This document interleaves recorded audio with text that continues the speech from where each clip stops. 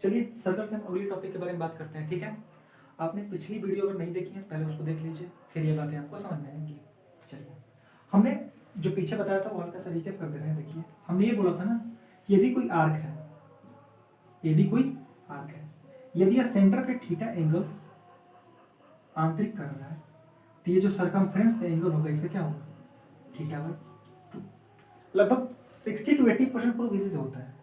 यदि कोई आर्क मतलब चाप द्वारा केंद्र पर आंतरिक कोण परिध पर आंतरिक कोण का क्या होता है, दुगुना होता है, या परिध पर आंतरिक कोण केंद्र पर आंतरिक कोण का क्या होता है, आधा होता है, ठीक है।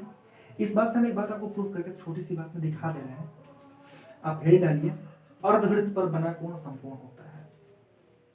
सेमी सर्कल पे यदि कोई एंगल बन रहा है तो वो राइट एंगल होगा। इस बात का आप प्रूफ समझ जाइए, ठीक है। चलिए, हम मान लें कि ये कोई सर्कल है, ये इसका सेंटर है, ये इसका डायमीटर है। यदि एक वृत्त है जिसका केंद्र ये O है और AB इसके क्या है, व्यास है, तो हमें प्रूव करना है कि ये अर्धवृत्त जो बनेगा ना ये राइट एंगल बनेगा,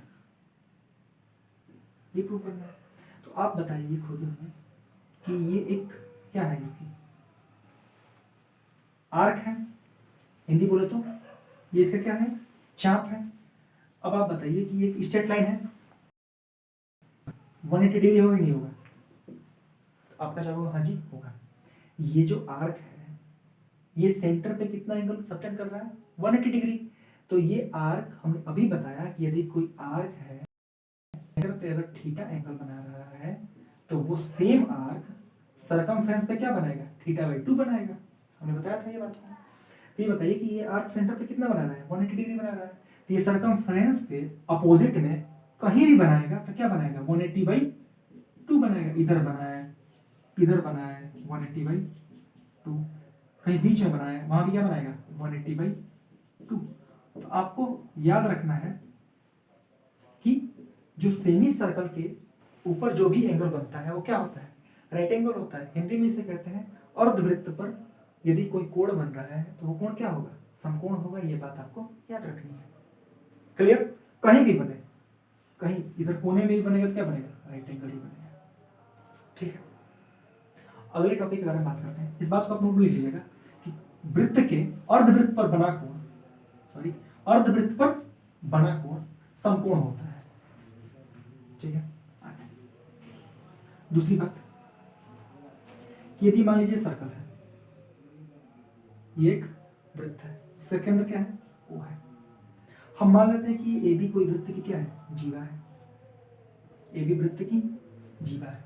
तो हमें ये प्रूव करना है ना कि केंद्र से किसी जीवा पर डाला गया लंब, केंद्र से किसी जीवा पर डाला गया लंब, जीवा AM इक्वल टू MB, हमें यही प्रूव करना है और इसे ही आज सीखना है।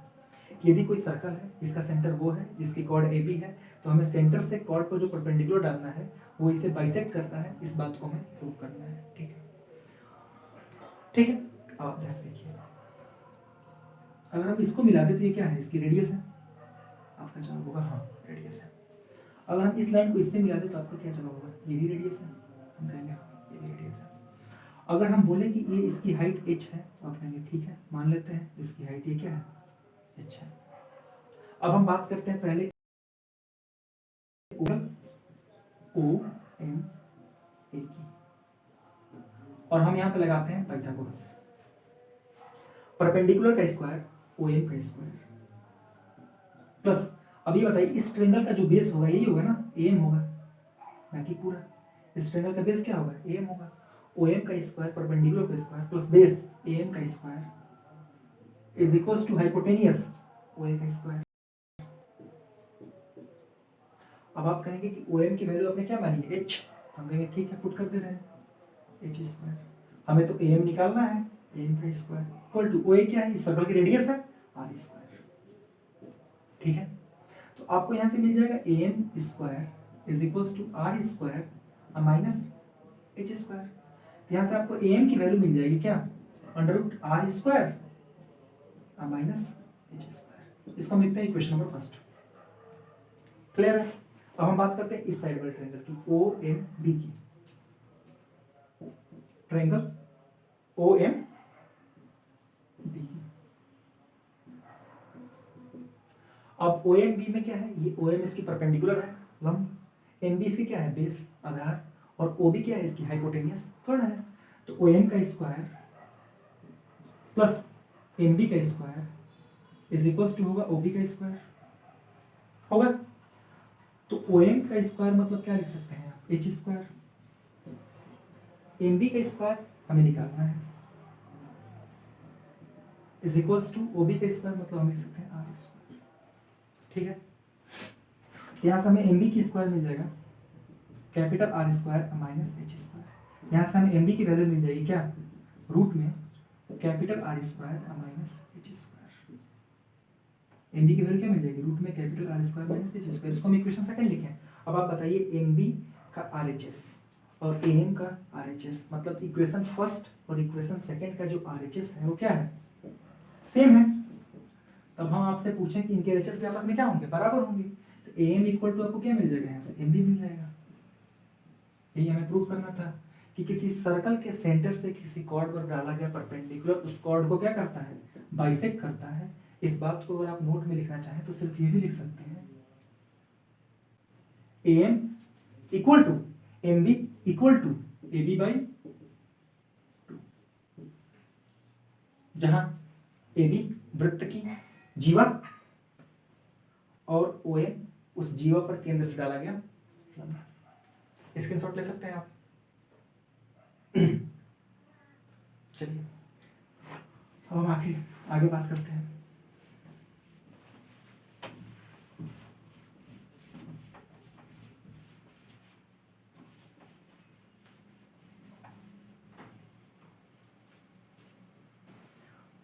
ये देखिए, ये मान लीजिए कोई सर्कल है, ठीक है, और ये इसके कोई आर्क है, हम बोले कि ये सेंटर पे थीटा एंगल बना रहा है, और हम आपसे पूछ दें कि ये इधर पीछे सरकमफ्रेंस पे कितना बनाएगा। हमने अभी तक बातें क्या की थी कि यह आर्क अपोजिट साइड में सरकमफ्रेंस पे कितना बनाएगा, थीटा बाई 2। अब हम पूछ दें कि ये आर्क पीछे सरकमफ्रेंस पे कितना बनाएगा। तो फिर आप बहुत ध्यान समझिए, हमें ये वाला एंगल बताना है। ये इसका क्या होता है, माइनर आर्क, लघु चाप इसे कहते हैं। लघु मतलब कि छोटा, आर्क मतलब चाप। और ये इसका क्या होता है, मेजर आर्क होता है, जो एरिया रिलेटेड टू सर्कल में हम अच्छी तरह इसके बारे में पढ़ेंगे कि माइनर आर्क और मेजर आर्क क्या होता है। अभी सिर्फ आप याद रखिए कि जो छोटा होता है उसे लघु चाप कहते हैं और जो बड़ा वाला होता है उसे दीर्घ चाप कहते हैं। ठीक है, अब आप बताइए कि अगर हमें इस आर्क के अपोजिट कहीं भी एंगल बनाना होगा तो हम बोल देंगे थीटा बाई 2 होगा, लेकिन इस आर्क के जब पीछे बनाना होगा तो हमें इस सवाल को थोड़ा उल्टा करना होगा। अब हम आपसे पूछें कि इधर साइड का एंगल कितना होगा, तो आपका जवाब होगा सर जी ये अगर थीटा है और पूरा 360 डिग्री होता है तो इधर हमें मिलेगा 360 माइनस थीटा। क्लियर है। और हम पूछे कि ये एंगल थीटा है तो आपका जवाब होगा इसके ऊपर जो एंगल बनेगा वो क्या बनेगा, 360 माइनस थीटा बनेगा। हम कहेंगे ठीक है। अगर हमें इस साइड का एंगल चाहिए तो हमें इस एंगल की जरूरत पड़ेगी, और अगर हमें नीचे साइड का एंगल चाहिए तो अब हम इस आर्क की बात नहीं करेंगे, अब हम मेजर आर्क की बात करेंगे।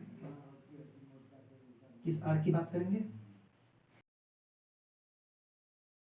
आओ ये बाबू, ये आर्क सेंटर पे कितना एंगल बना रहा है, तो आपका जवाब होगा सर जी 360 माइनस थीटा। अब हम पूछेंगे बताओ ये सेम आर्क इसके अपोजिट, अब इस आर्क के अपोजिट क्या है, ये है ना, तो इसके अपोजिट सरकमफेरेंस पे कितना बनाएगा, तो आपका जवाब होगा सर जी उसका आधा बना देगा। कितना, 360 बाई 2 माइनस थीटा बाई 2। तो हम 360 बाई 2 को लिख सकते हैं 180।